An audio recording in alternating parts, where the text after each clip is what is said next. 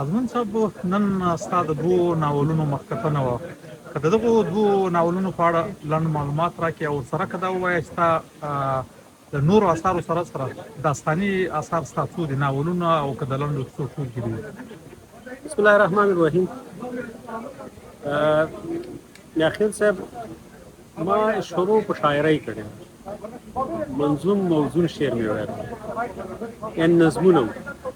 هغه نه وروسته چې کله د ادبیاتو محصل شوم، لومړنی کتاب چې ما چاپ کړ هغه هم د ملنګ جان خوږې نغمې وي او دا 1990 کال شاوخوا و.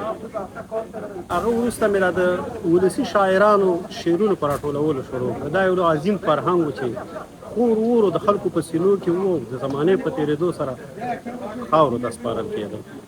نو ما ځان سره فکر وکړ چې دا ډول عظیمه یو عظیم فرهنګ دی، دا درنځي.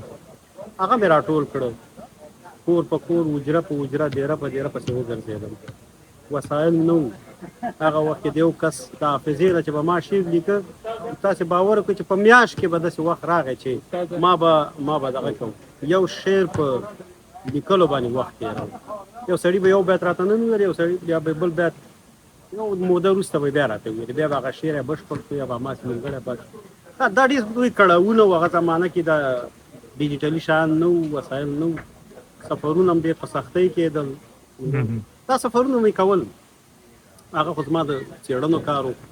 نو هغه نه وروسته چې د سفرنامو کار مې و، چې ما باندې خپله د ازادۍ په تلاش سفرنامې ډېر اغېز کړی و، مې لوستلې وه. هغه زه د محصلو مدفونتون، بیا د استاد رښتین 2 سفرنامې مې لوستې وې چې هغه ډېرې خوندورې وې. نو دې ته یې وهڅولم چې دا خو رښتیا پېښې خوندي کوي، زمانه خوندي کوي، شیبې خوندي کوي او په هنري الفاظو کې خوندي کوي. نو د دې دپاره کوم کار وکړه.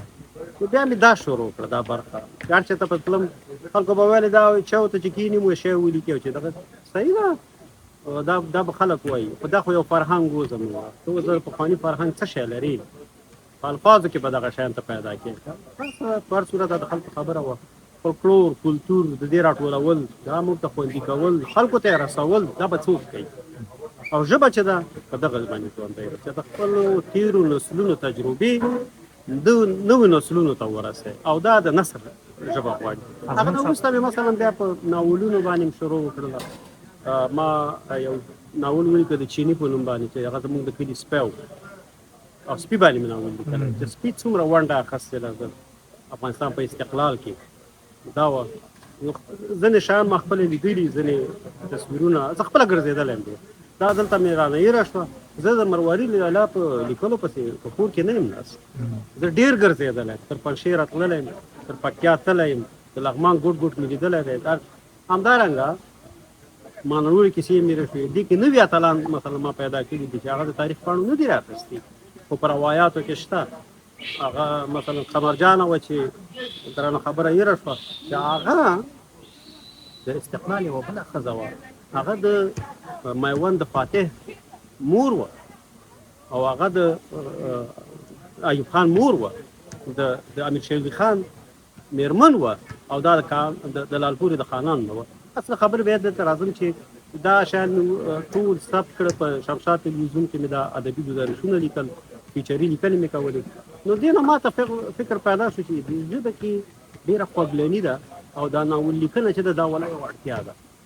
وروستۍ پوښتنه مې لنډه کې راته جواب. ستا دغه 2 ناولونه چې کوم دي، د سرو زرو غاښ او مرواري لیلا یې ویوړه او بلبله، په دغو 3 وړو ناولونو کې تا زموږ د وطن چې کوم ښځینه کرکټرونه دي هغه دې پکې انځور کړي دي، خو زموږ تا په وینا کې مو وویل زموږ په داستاني ادبیاتو کې یا زموږ په تاریخ کې چې د ښځو کوم رول دی زموږ په هېواد، هغه ته لیکوال توجه نه کوي. په دې اړه که لنډ راته ووایاست.